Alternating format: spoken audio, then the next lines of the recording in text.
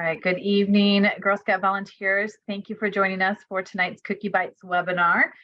We are talking about cookie booths this evening. I'm Michelle Johnson, the Director of Product Programs, and Whitney Smith is joining me. Whitney Smith is one of our product program managers. She's going to be monitoring the chat for questions that can be answered as we go along.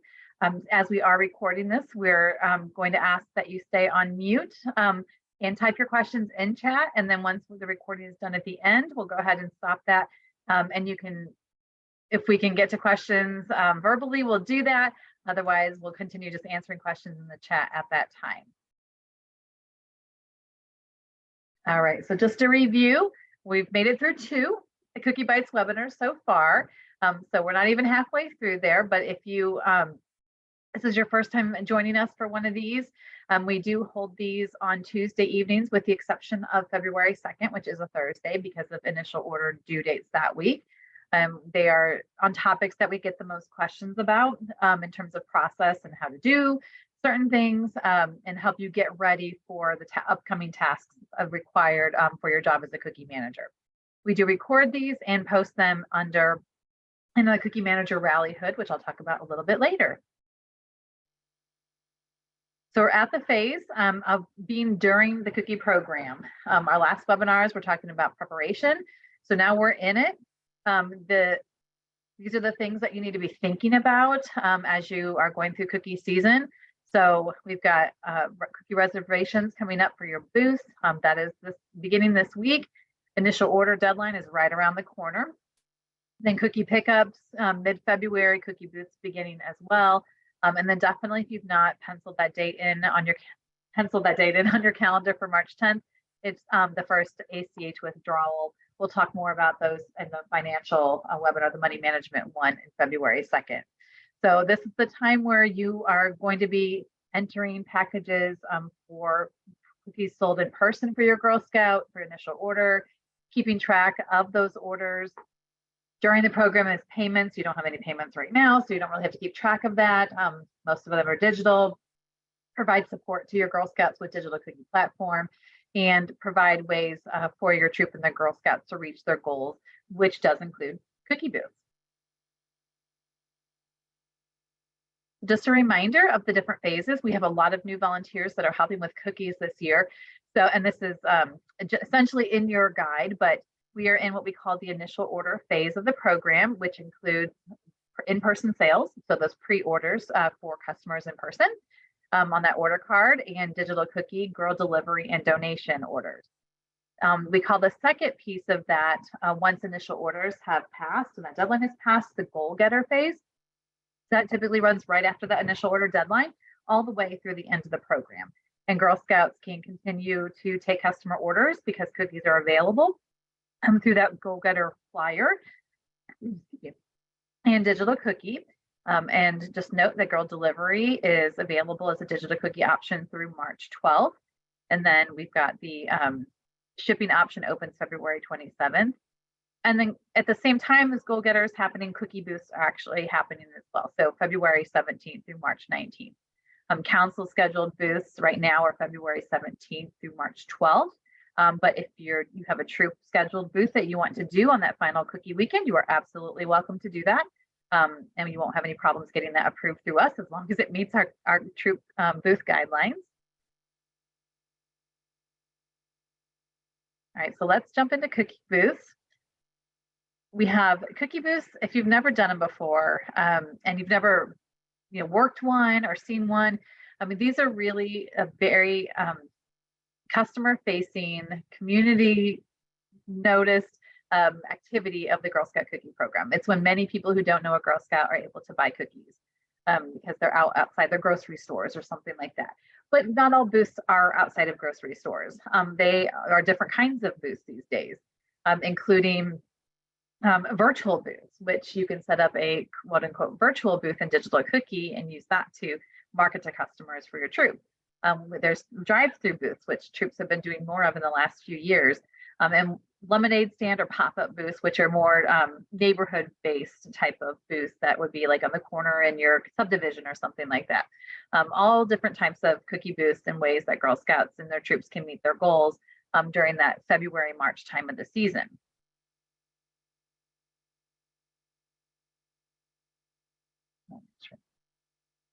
I might have skipped one here, just a sec. Okay. All right, so if you're not sure about cookie booths and want a little bit more information about them, please be sure to check out the Troop Cookie Manager Guide online. It does contain a cookie booth in the appendix, and what you're seeing on the screen is just a scroll through what it looks like on the mobile version. And it's got about, I don't know, 30 pages of information, including guidelines and drive-through booth diagrams and booth ideas, things like that. But there's step-by-step instructions on how to register for a cookie booth, whether it be council scheduled or a troop scheduled one. There's resources for information that you can take to a local business that you want to ask to do a cookie booth. Is there one maybe that's a small one that you have a connection with? So definitely check that out. There's even safety information in there, which is really important and moves us on to the next slide. So planning for a cookie booth is not just about making sure that you have the cookies that are there and you make the money that you want. It's also making sure that as a Girl Scout activity, your troop is practicing safety. So there are safety procedures in there, including what to do if something happens, if there's a first aid incident, what to do if there's something even worse that happens. And there's an incident procedures form at the back of that as well. It's the same form available to troops on our website, but it's just more handy on that mobile version through our guide if you'd like to access it that way. But definitely make sure that you are looking at reviewing the safety information prior to conducting your booth, and also paying attention to the etiquette piece of it as well. But we know when there's cookie booths, there's a lot of people around. Many times there's vehicles around, and we just want to make sure that all our Girl Scouts and volunteers and parents are safe, and everybody has a fun booth time.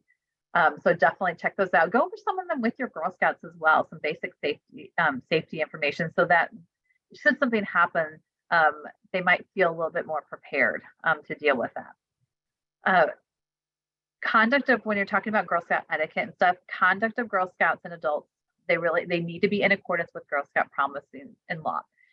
Please remember that in any cookie booth that you do, we are guests of these businesses that allow us to join them and partner with us. So we will commit to following their instructions, being reasonable, cleaning up after ourselves. We don't leave trash by their trash bins, a bunch of cardboard boxes. We take those back. You can recycle those. So really just remembering this is not our house. Our Girl Scouts need to represent Girl Scouts well, and behave appropriately as well, and the adults. A couple things to keep in mind is that troops should not accept donations at their booth except for should not accept donations at their booth unless it is donations for the Project Thank You program. That is one important thing. Or if your troop has selected their own charity to receive cookie donation packages, those donations would need to all be allocated to the donation program and not as straight up cash donations for your troop, as there are guidelines around those. Retail prices of cookies cannot be changed. So our core cookie varieties sell for $5. Specialty cookies, which are s'mores and toffee-tastic, sell for $6. Those have to be what you sell at your booth. Expired cookies cannot be sold. So if your troop is hanging on to cookies from last season, you absolutely need to keep hanging on to those or dispose of those as the sell-by date has passed. Believe it or not, we have had customers call us and say that they bought expired cookies at a booth, and it's very difficult for us to track that down sometimes. So please always, product integrity is very important to Girl Scouts and our brand. So always want to be selling quality products. Troop booths should be no more than 4 hours in length, with a maximum of 4 girls at a time, and a minimum of 2 girls. And the minimum is important because a Girl Scout always needs to be present at a cookie booth. Adults are not supposed to sell Girl Scout cookies. So if one of the girls needs to go to the bathroom and one of the adults has to leave to go do that, the girl still needs to be there with an adult or 2. So it's just for a short amount of time. And please, no pets or animals or tag-alongs at that booth as well. They can get very crowded and seem a little disorganized or overwhelming to customers when there's a lot going on at those booths. Girl Scouts should always wear a Girl Scout uniform or Girl Scout t-shirt so that they are easily identified as a Girl Scout, and must be under adult supervisions at all times. And then booths must be held within our council jurisdiction. So many of us live near Illinois. Just know that cookie booths over in Illinois are not permitted, as there's another council over there that wants to do cookie booths as well. For communities that border Girl Scouts in Missouri Heartland over, so Jefferson County or Jefferson City, Columbia, all of those areas, that is a different council as well. So cookie booths do need to be held over in the eastern Missouri borders. As you are thinking about where you might want to hold a cookie booth, even council scheduled ones, I can think of, I believe, a Deerbergs and Baldwin. They do require permit in order to have a cookie booth outside or solicit outside of a business there. So if you are in a municipality that you think this might be the case, please plan ahead and make sure that you go to the city hall or village hall and ask what is required for you to do that, or check with the business and see if it's required, a permit is required before doing that. And many times it may be a fee associated, a small fee associated with that as well. But definitely don't want anybody to be caught unaware when they show up for their booth and get turned away. And then if you do have a business that you're working with that's not council scheduled, and you happen to plan to have your cookie booth inside of the business, so I know the council partners ones do not allow that, but if you're inside, you do need to ask for a certificate of insurance because you're within their doors. You want to make sure that should something happen, that you are adequately protected by their insurance. So those are just a few of the things that you need to be thinking about, just a little bit. Okay, so let's jump into the virtual booth idea. I mentioned this as one of the ways that troops are seeking cookie orders to support their Girl Scouts. This is something that you can set up through Digital Cookie. When you first log into your troop dashboard in Digital Cookie, there should be a little green button that says Start, and you click that and put in zip code information and one other piece, and then there's a whole process to set up. And what it does is creates a Digital Cookie site for your troop that looks like a girl site. It can be set up and published, have its own web link for it, and QR code and stuff as well. And that can be used right now if you have it set up for girl delivery. If you want to share that with people, like on the community pages or things like that within our rules. If you don't have a specific Girl Scout that is doing that already, so the troop can use it that way. But this is it also is required if you want to use Digital Cookie to accept credit card payments at a booth. So and that's a really important piece because that is our preferred credit card method, and we'll talk about that in a little bit. But it looks like we've only got about 300 of our troops that have already set this up, so we know that there's a lot who haven't gotten to it yet. So put that on your to-do list. Another thing is it's a bonus. If you do nothing else with it, this link will be included at the end of February through the end of our program on the National Cookie Finder. So if somebody wants to get Raspberry Rally, for instance, they can go in there and put in their zip code and find a randomized troop on there, and they can go to their website and order cookies for direct ship at that time. And there's really nothing that you needed to do other than set up your site to get that sale. So some benefits to it for just a few minutes of your time to set it up. I definitely think it's worth it. So make sure you check that out. And there is a tip sheet in the troop online guide in the Digital Cookie section that walks you through that process.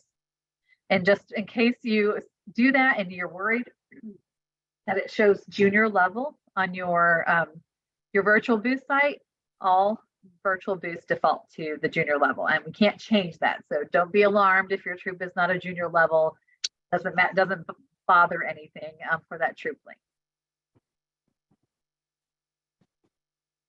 Okay, so booths and beyond, we talked about the different types of booths, which is like 4 different types of booths that we talked about. That's not it. I mean, you can do other things as well. But let your girls decide, how they want their booth to look.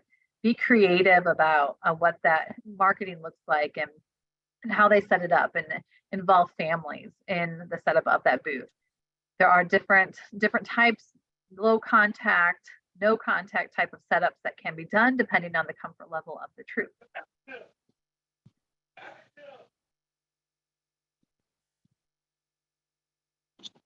can just make sure everybody's muted here. So drive-through booths, if you've never seen them, they're really just where a troop may have tables, but they may not.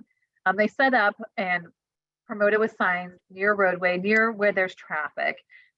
Typically it's in a parking lot or even outside a store. I know in District 13, they do drive-through JCPenney booths.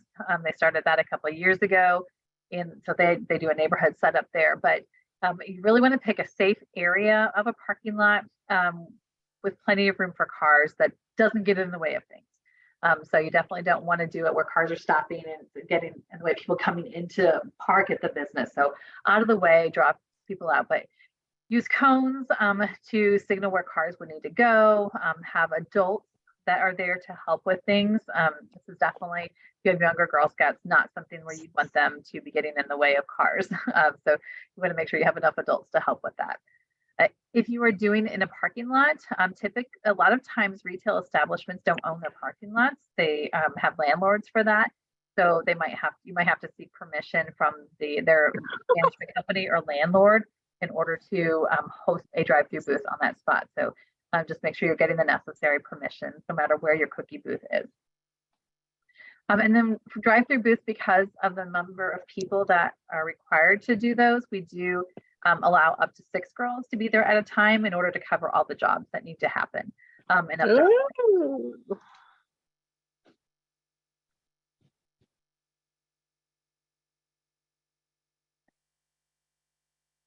All right, so Cookie Collaborator, I want to provide you with an update. If you did not see the message we sent out in through eBuddy yesterday or today's message, here's just a recap of that.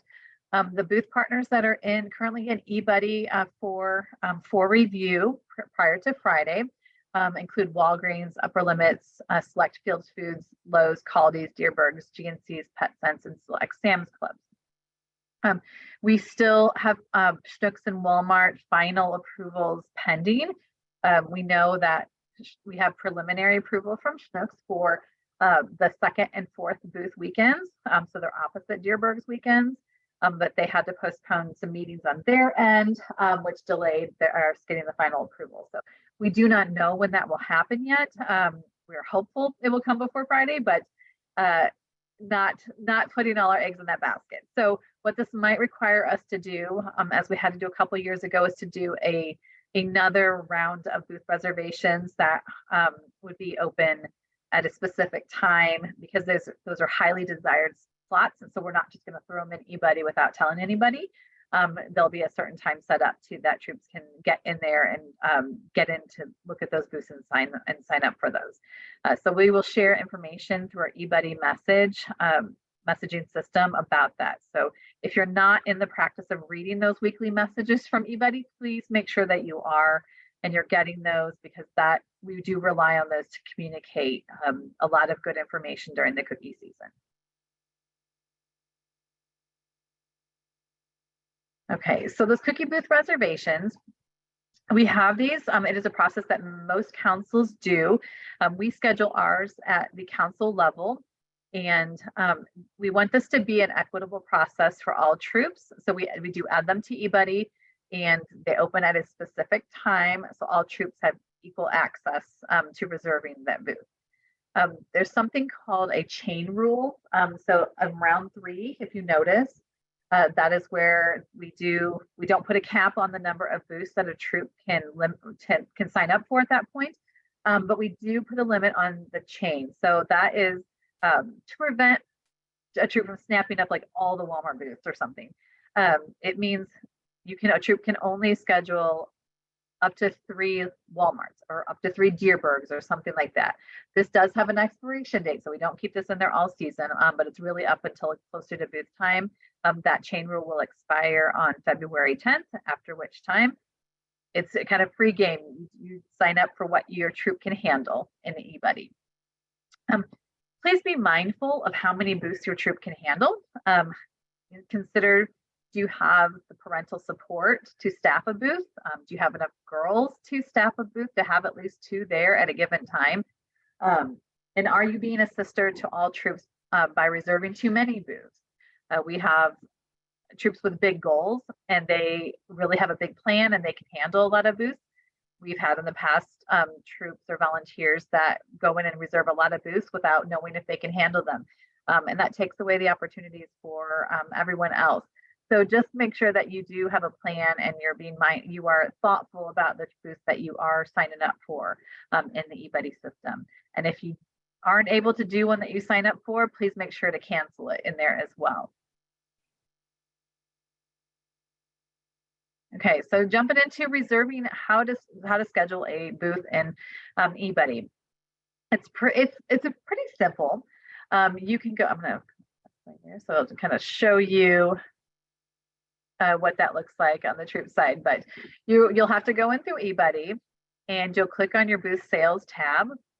Once you do that, you should see any currently scheduled available booth in there.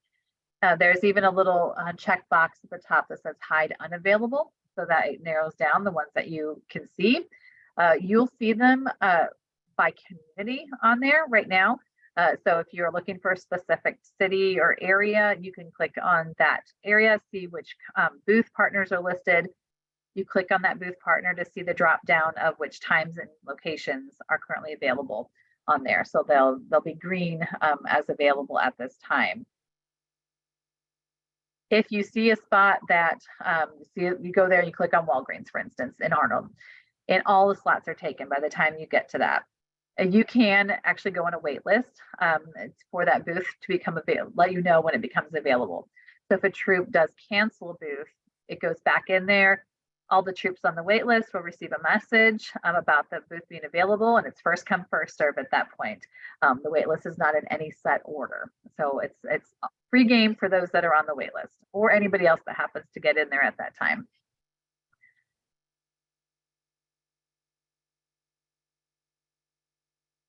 Okay, so once you find a booth that you want and you click on the booth date and time, and you'll see a screen similar to this.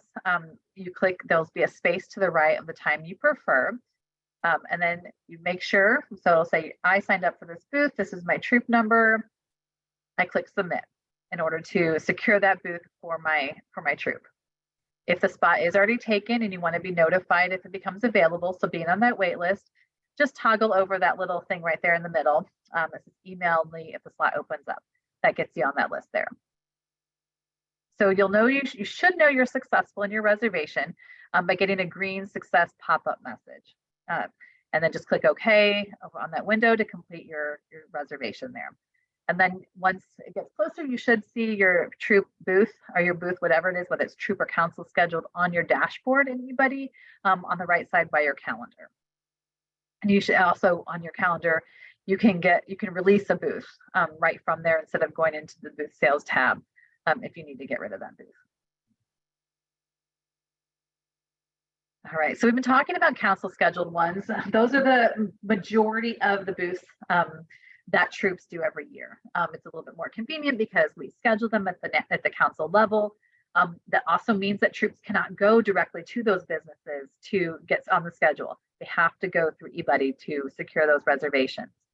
But alternatively, troops are welcome to utilize their networks, look in their local communities, and schedule their own booth with a partner that's not a council partner. So there's so many businesses out there, so many possibilities, including things like you see on here, other independent grocery stores, office buildings. There's a lot of events. It's leading up to Easter time. There's sporting events at schools. There's fish fries. So a lot of options for you to take advantage of. It's a great chance to reach out to your families and your troop to say, hey, do you know of a business where our troop could do a cookie booth? Or maybe they're business owners and they'd like to allow the Girl Scout troop outside of their space. You can reserve that and you can submit the information in eBuddy. And I'll show you how to do that in just a second. We also have this resource called the Cookie Collaborator letter. It is in your troop guide. There's a letter that's there signed by us, talks about cookie booths and the importance of them. And then there's a form that you can use that you can have the site fill out and sign. It doesn't need to be submitted to us, but just make sure you have that before you submit it in eBuddy. It's really your proof. So if you go to that space for the booth and there's another troop there at the same time, pull out that letter and say, well, I got the manager to sign this on this date. Maybe they had somebody sign it a little bit later. Whoever got it signed first really gets the priority on that in that case. So that letter is for you. Okay, so when you have a booth that you want to do and you need to submit it in eBuddy, there's a couple of reasons why you want to make sure that you submit it in eBuddy. The primary one is it's required. You need to make sure that that is just part of our process. It's approval. We want to make sure that we know what's going on for our troops and we can support you in any way we can. And two, when you submit your booth in eBuddy, it feeds into the National Cookie Finder. So the public, when they're looking, all the advertisements that we're doing in the community during that time, point people to that cookie finder. And so they can put in their zip code and find the booth nearest to them. If your booth isn't listed on there, you might lose out on some customers coming to you. So definitely make sure it gets in there. It is in your booth sales tab as well. And you just click on a troop sales rather than council scheduled, which that defaults to council. So click on troop sales and then click add a location. Where you see that in the blue right there. Whitney does approvals, tries to get approvals done Mondays and Thursdays each week. So if it's gone a few days since you've heard from us, please be patient with us. We do have a lot going on, but we're trying to make it happen 2 times a week this year. When you submit a booth in eBuddy, you put in as much information as you can, and we will approve or deny. If we deny it, we can give you a reason. We should give you a reason for that denial. Typically, it's because it may conflict. A troop has already requested a booth at that location and time before you did. It would be because it's not in a location that's appropriate. It doesn't meet the guidelines for cookie booth locations, or it's at a council scheduled partner such as Schnucks or Deerbergs or Walgreens. And so we don't want to double book. So like I said, all council partners reservations have to go through eBuddy. So once you submit that in there, you just click add and it should show up as pending in your booth sales tab, and you'll get notification. It'll change over once the status is changed on our end. And when I talk about girl appropriate areas, the guidance from Girl Scouts is that booths should not be held in locations a girl cannot legally patronize herself. So this includes dispensaries, liquor stores, bars, things like that.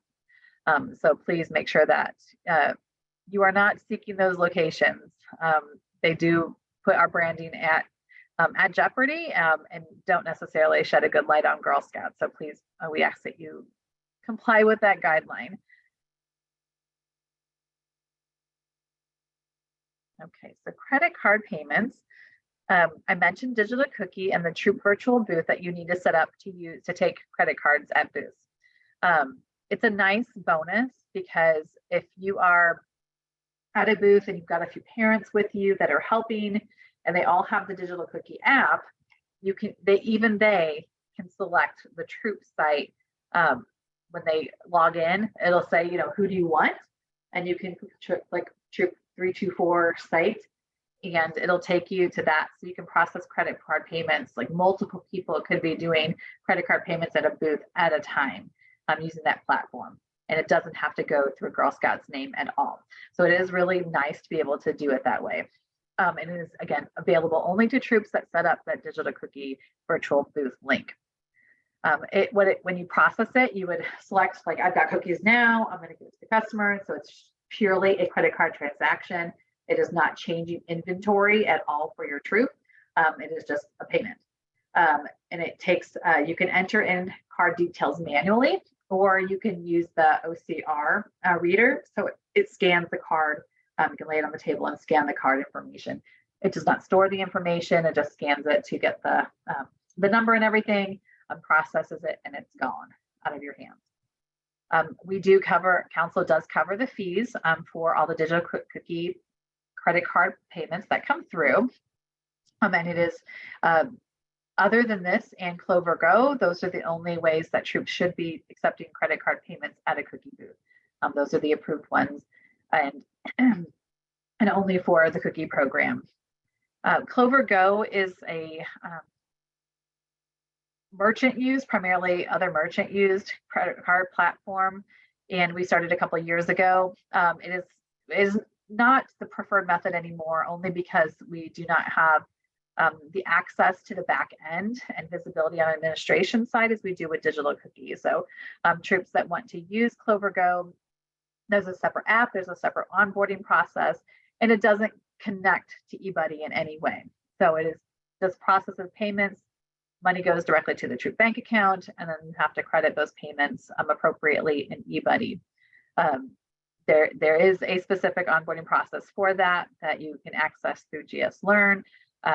You can't go just to the app and set it up as a business, because then they'll ask for a lot of tax information that you don't have, and it's not connected to us in any way, so we can't even see that you have a Clover Go account. But that is an option, and some troops do continue to want to use that. But yeah, with digital cookie, the sales record in eBuddy as an in-hand payment, and it'll show up in your troop site. We will cover a lot of that stuff at future webinars, but just so you know that there is that convenience factor. This feature does turn on beginning February 10th, so you will not see it yet because we do not have cookies yet. So once cookies begin to get into our troops' hands, that's when we open it up. So families can begin to take payment that way, as well as troops at booths. Okay, so you might be wondering, we'll cover this at the next webinar as well, but how do you get extra cookies to even do a cookie booth? There's several different options for this. The first one would be ordering extra with your troops' initial order. The extras, there are automatically, typically, extras that your troop will receive because your order has to round up to the nearest case of 12. You can't get individual packages with your initial order. So that allows the troop to have some extras to start with, or supply. Those extras can be used in other ways as well. You can also add cookies to your booth and extras line in your initial order tab. Again, we'll talk about this at the next webinar, but those cookies would then come in with all of your girl delivery orders from initial order, and you can use those for your booth. The cookies do come in February. The next option would be to use those extra cookies from your roundup. And then you can go to a cookie cupboard. These are places around council that have extra cookies available. You can just put in an order for those and come pick those up. No payment is needed at that time. It's all handled electronically later on. And then there's a troop-to-troop transfer, which typically happens later on in the season when troops are trying to get rid of inventory that they have. There is a cookie exchange in eBuddy that you can check to see if somebody has what you need. And then there's an eBuddy transfer that you can do once you've secured cookies from another troop. And just as a note, troops are not permitted to order cookies from another council to sell at your cookie booth here in Eastern Missouri. All right, so how many cookies might you think about as you're planning right now? Ordering cookies for a booth is really dependent upon where your booth is going to be located and what your troops' goals are. If you're really just looking for the experience for your Girl Scouts, then those extras from your roundup, or you might just order 100 packages with your initial order or get from a cupboard, and you sell what you sell. If you're doing a booth at a higher volume location, or you've got big goals, you probably want to think about a little bit more cookies like that. So like Walmart and Dearborg's, those grocery locations typically sell a little bit more. For instance, our booth recorder data from eBuddy last year showed that troops averaged 200 packages at Dearborg's locations and 218 packages at Walmart. Again, that is an average, so we know troops sold more than that in some locations. And overall, the number of packages sold at booths in 2021 was 146 on average, and in 2022 was 176. So troops were selling more cookies at booths last year. We're not sure what's going to happen this year, of course. It really just depends how many troops are out there and how saturated the market is, but we do expect it to be a pretty good market this year for booths. Keep in mind also the market for where your booth is held. So do customers in the area where you're hosting your booth typically order more peanut butter varieties than the average of the varieties that you see on the screen in front of you? All these things are important, and certainly talk to other troops or your neighborhood cookie manager to find out maybe a little bit more about the area and what the selling habits are. But if you're going to guess, the breakdown of percentage in front of you is what we would use and recommend for your ordering habits. So the majority, Thin Mints, of course, that's always popular, and definitely fewer Toffee-tastics and s'mores. Those you don't want to order. You don't want to order as many Toffee-tastics as Thin Mints for a booth, because you will not sell as many Toffee-tastics. So just be mindful of those things. This breakdown percentage is in your troop guide near the initial order pages. So if you forget about it here, you don't write it down, you can see a table with that information in there. Okay, so as we wrap up this evening, just a reminder about the Cookie Manager Rally Hood. It is available. Please join if you've not done that yet, because we do post the links for the weekly cookie chats that we're doing on Facebook Live. We post these recordings from the webinars on there, as well as a lot of other resources, plus updates. We really are trying to make our Rally Hood the place where updates are going out regarding the cookie program. So, and then there was a reminder about it. The Rally Hood is a way to connect and get information, but it is not a replacement for the Answer Center. So if you do need support of the technical kind that other volunteers are not able to get for you, please reach out to the Answer Center and not put it on Rally Hood. Okay, and here the updates and support, just a reminder, those weekly emails that we send out, they might be more than weekly, depending on what's going on. There's the eBuddy Help Center, which has some additional resources that was just shared with us from Little Brownie Baker. There's videos on there and tutorials, that kind of stuff. There's eBuddy dashboard messages that I believe I just saw one today that Little Brownie posted to all troops in there. We've got the webinars and Facebook Lives that you can join or watch in recording. And then again, if you haven't been to that online guide, please check it out and review, especially if you're new. And you need to get all the details of things. Check out that guide. All right, so what are your next steps as we prepare for cookie reservations? Look at the online booth guide, get inspiration there for what you might want to do if it's not a council scheduled booth. And then talk about what dates you think your troop would like to host a cookie booth, and review the sites now. Those sites are up there. It is not an exhaustive list. There'll probably be some edits still to it before reservations open this week. But if you have questions about something in there and you don't see something and you don't know what to do with that site, please reach out to us through the Answer Center. And then beginning January 20th, all troops will have equal access at 9 a.m. to go in and reserve on a first come first serve basis those council scheduled booths. And at this time, you can only schedule one. And then on the 23rd, you can add an additional one. And then that 24th date, you'll be able to add some more to that. So, and then again, I keep plugging the Hood Rally, but please join us there because we do feel like there's some good information there, including the calendar and good places to get notifications and reminders. So that wraps us up tonight. I'm going to go ahead and stop recording and we'll open up for questions.